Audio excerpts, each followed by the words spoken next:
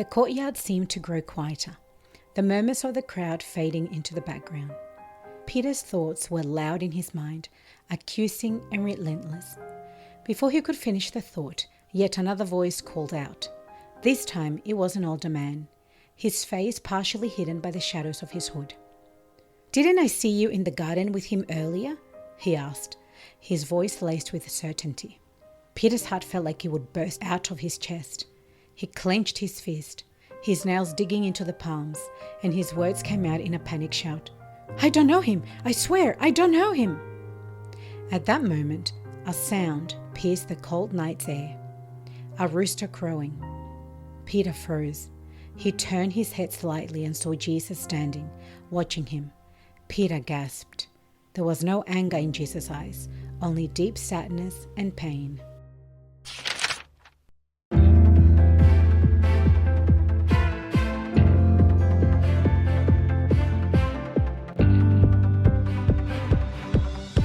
Hey Gigi girls, welcome to Gigi Teen Bible Talk, the podcast where we, two sisters, Esther and Steph, help you connect with the Bible and grow in your faith. We're bringing you modernized Bible stories, real conversations, and practical wisdom, all rooted in God's Word. We're here to make the Bible relatable, inspiring, and part of your everyday life. So grab your favorite drink, get comfy, and let's dive in, because faith is an adventure. And you're invited.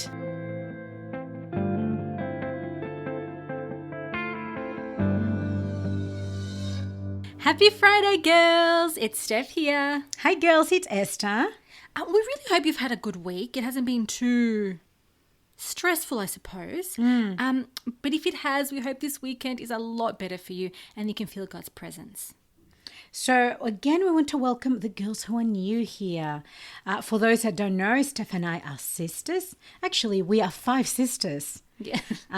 And we have 2 brothers as well. So Steph is the baby. I am. It doesn't matter how old I get. I'm still the baby, but I'm not complaining. She secretly loves it. Actually, she's quite vocal about it. She loves being the baby. And to our regular listeners, welcome back. Thank you, girls, for being with us each time. And we want to remind you about our Gigi notes. Oh, yes, girls. We have our fortnightly or, every 2-week newsletter that we sent out called Gigi Notes. It's a free newsletter that we put reminder of episodes in, things that we have recently released, sneak peeks, recipes, beauty tips. So we also like to send little postcards, that you can print out and bookmarks. Yeah, that you can have as phone screensavers as well. Yeah, that too, yeah. Yeah, so we've got a few little fun things that we send out. So please join up and you can stay in the loop. Yeah, you can click the link below or you can go to gigistorylibrary.com.au, and Gigi is Gigi, storylibrary.com.au. All right, so I want to get into a question, Steph, for you. Okay. So have you ever felt pressured to act or look a certain way, and in the process you have denied that you were a Christian or that you even knew Jesus? And if yes, how did you handle it? If no, then yes, just let us know. Gosh, we're into the deep question. Okay. Thankfully I haven't. You have sometimes that apprehension of oh, I've got to admit I'm Christian. I've never wanted to hide it, even though sometimes you might feel a bit in my young years, embarrassed. So I haven't denied Jesus or being a Christian. Have I felt pressure to act or look a certain way? Yes and no. So mine's really weird and funny. So our church youth years ago, I was in my very early 20s, did this really cool, what were they? They were T-shirts with a Bible verse on it. Oh, yeah. It was for youth programs. So you could wear them, Yeah, so they did those shirts and everybody bought one and I did not buy one.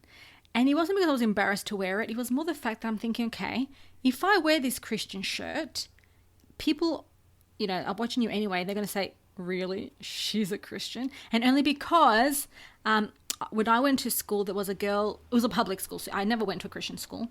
And so this girl was a Christian and we all knew she was a Christian, and she had the worst life you can imagine, where people were laughing behind her back because you're she's not Christian. She would wear Christian jewelry. She had like the t-shirts on sometimes that said, Jesus, or what would Jesus do, things like that.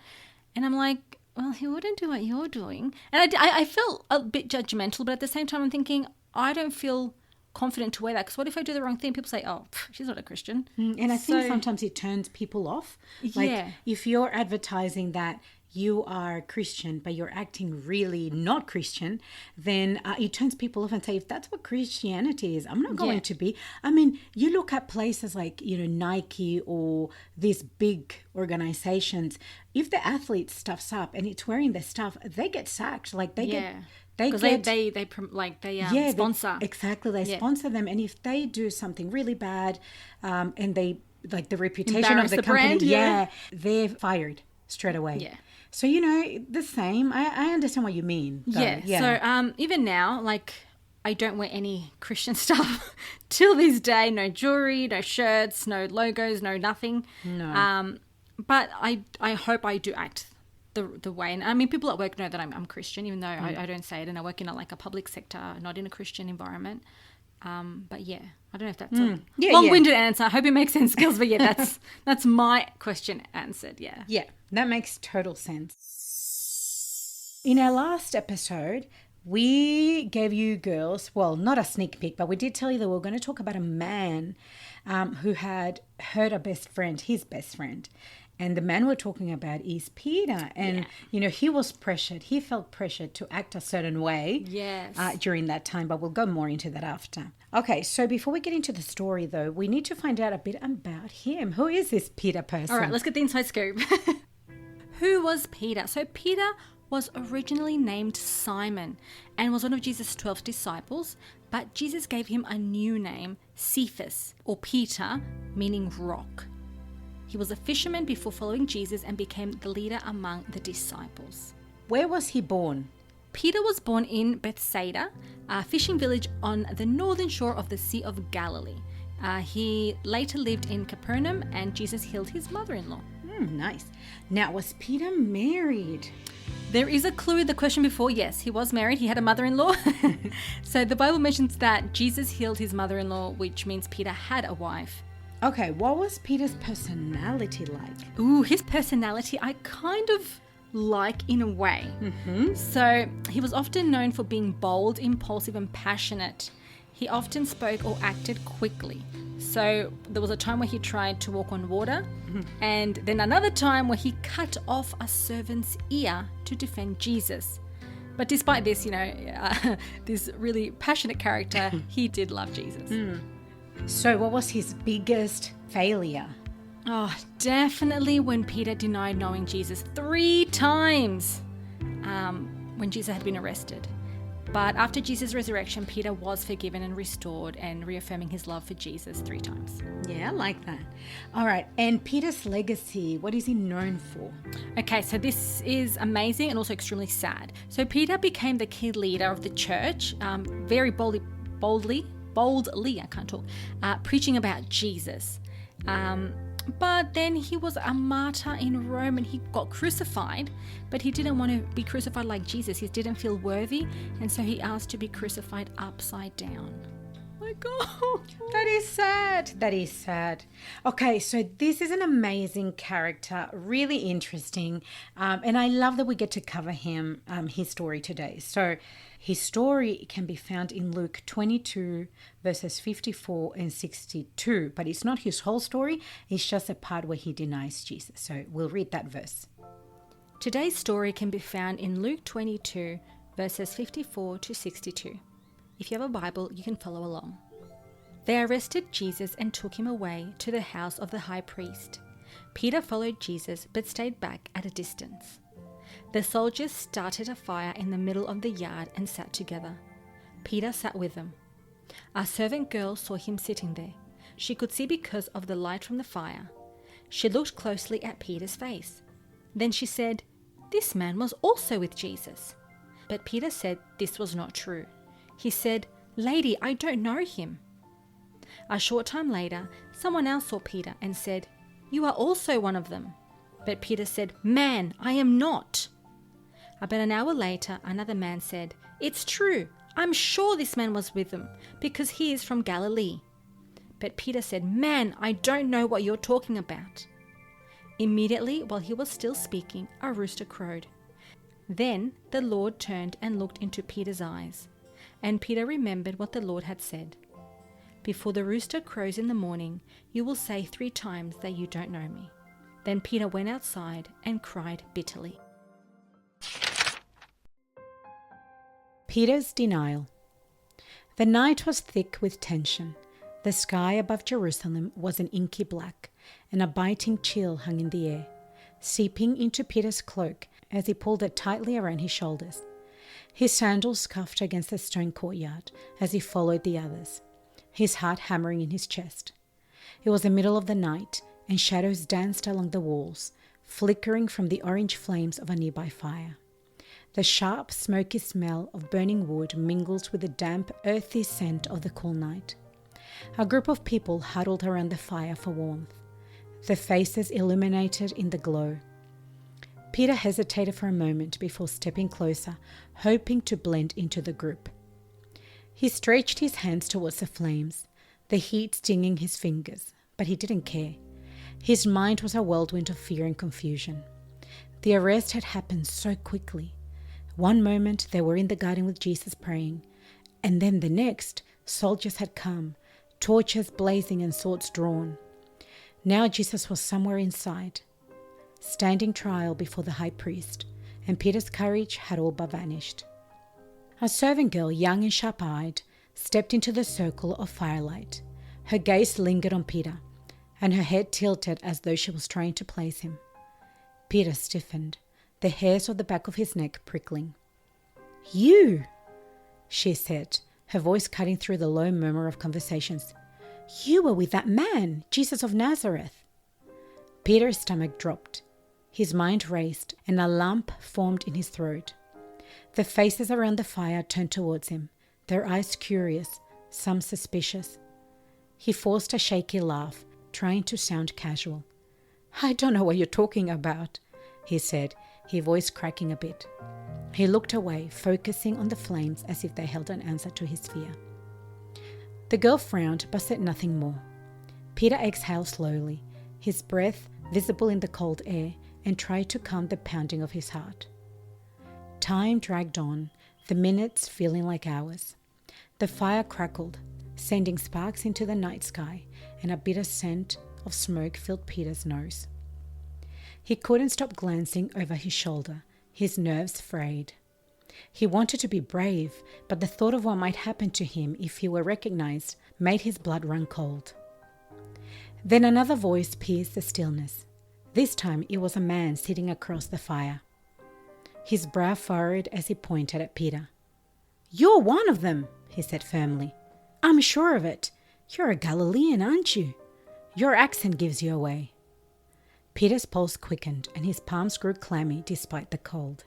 He shook his head, his words tumbling out in a rush. "No, I'm not," he said, his tone rising in desperation. "I don't know him." The man's eyes narrowed, but he didn't press further. Peter shifted uncomfortably, his legs trembling as he fought the urge to run. The courtyard seemed to grow quieter, the murmurs of the crowd fading in the background. Peter's thoughts were loud in his mind, accusing and relentless. "What am I doing?" he thought. "He's my teacher, my friend. But if they find out..."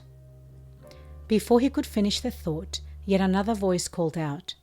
This time it was an old man, his face partially hidden by the shadows of his hood. "Didn't I see you in the garden with him earlier?" he asked, his voice laced with certainty. Peter's heart felt like it would burst out in his chest. He clenched his fist, his nails digging into his palms, and his words came out in a panicked shout. "I don't know him! I swear I don't know him!"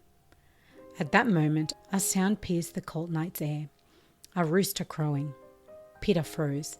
He turned his head slightly and saw Jesus standing, watching him. Peter gasped. There was no anger in Jesus' eyes, only deep sadness and pain. Jesus' words rushed back to him with painful clarity. "Before the rooster crows, you will deny me 3 times. His breath hitched, and his vision blurred as tears filled his eyes. He turned away from the fire, stumbling out of the courtyard. The salty taste of his tears mingled with the cold air as he covered his face in his hands, sobbing. Oh, that's horrible. I do feel his pain. I mean, girls, can you actually imagine your best friend, your mum, or someone close to you saying, oh yeah, I don't know her, over and over? Like, how would you feel? That's hard. But if we flip the coin, what if you're the one denying? Have you ever denied knowing a friend or a sibling? Have you ever denied Jesus? I think we can go more into it after this song by Phil Wickham called Wide Awake.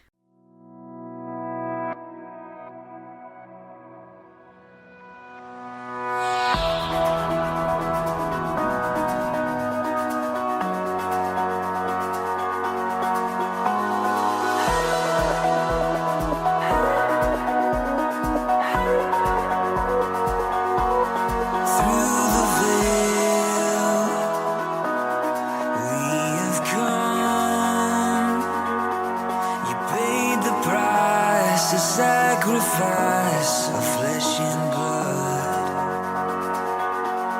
hearts ablaze, drawing close, the holy place now invades the human soul. Wide awake, unashamed in your light.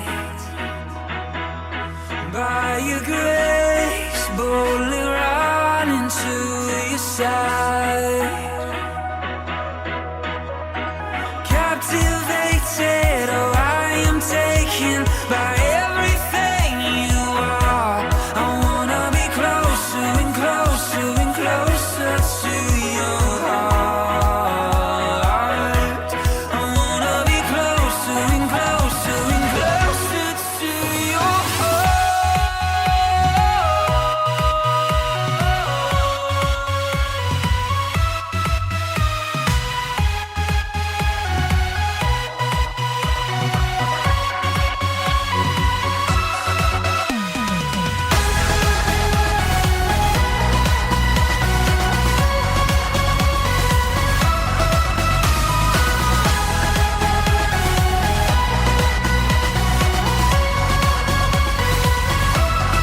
Hope is here, love is warm, with burning hearts into your arms. Oh God, we run. All my life and all my days, holding nothing back, giving all I am for your great name. Wide awake, unashamed in your light. By your grace, boldly run into your side. Captivated, oh, I am taken by everything you are. You might have said no, but let's look at what denying Jesus is in our modern days. Okay, so the very first one, staying silent about your faith. So with Peter's denial, when people asked if he knew Jesus, Peter denied 3 times because he was afraid of what others would think.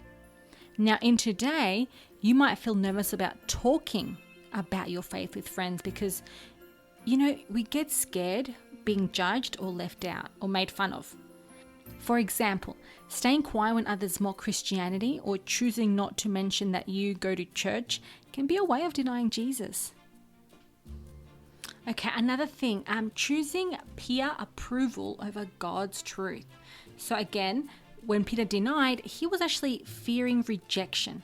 So he chose to deny Jesus instead of standing up for him. Now, you might face pressure to fit in, whether it's by joining in on gossip, watching rude, gross, whatever movies, or compromising your beliefs like drinking, vaping, having sex. And I think what you said about watching inappropriate movies, that could also mean just, inappropriate books or inappropriate content on social media, inappropriate music as well. Yeah. Like it could be anything, Yeah, magazines, whatever. I think that covers all of that. So the other one, girls, hiding your faith online. So Peter denied knowing Jesus when it felt inconvenient and risky. So for today, you might avoid sharing your faith, your Christianity on social media because you're worried you're going to lose followers, or you're going to be misunderstood, or you're just going to be, that weirdo that follows Jesus. But, for example, hiding Bible verses, never mentioning your faith, or pretending you don't care about God's standards online can be like Peter's denial. Yeah, that is true, actually. Yeah, it makes sense. And I think the inappropriate photos that go online that girls usually put on can also be a way of denying Jesus. Oh, yeah. Like just very sexual poses kind of thing. Yeah, another one is being embarrassed to pray in public. Oh, yes. So for Peter denied Jesus because he was afraid of what others might think. And today, you might feel embarrassed to pray before eating at school or during sports practice or in a public place. Avoiding prayer because you fear people's opinion is also a subtle way of denying Jesus. I don't pray before I eat at work. Do you? No.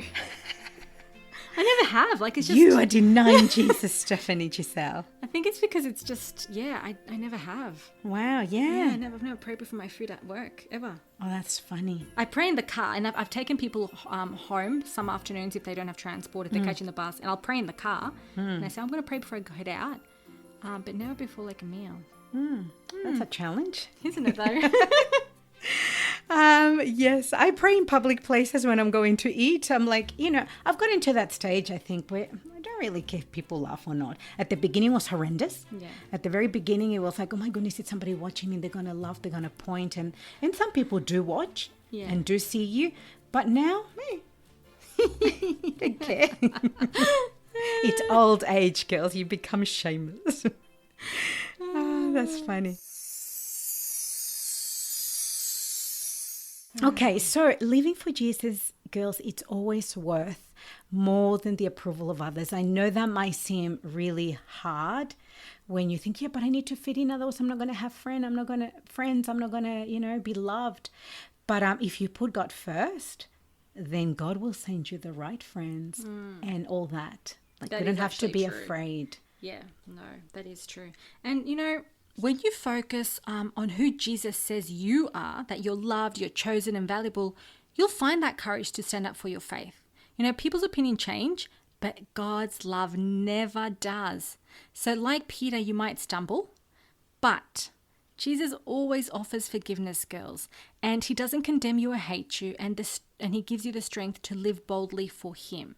So girls, let's be proud of our faith, and yeah, you can light up someone else's life with your faith and with your strength, because I think people these days really need to know more about God. There's so much. You can feel the world's upside down. So never be ashamed, girls. You don't have to Bible bash, but you can lovingly tell them, I'll pray for you this week, or, I'm praying for you, whatever, something like that. Yeah. So you can be an example. So, girls, next week's episode, we're looking at Pete, a high school student who goes to Pages High and who goes through something similar to what Peter, the Bible disciple, faced. So tune in next time for this episode. Let's pray. Dear Jesus, thank you that we belong to you. Please help us stand firm and never deny that we know you. Help us share your love with others who might be hurting and need to know about your love. May today be blessed. Amen.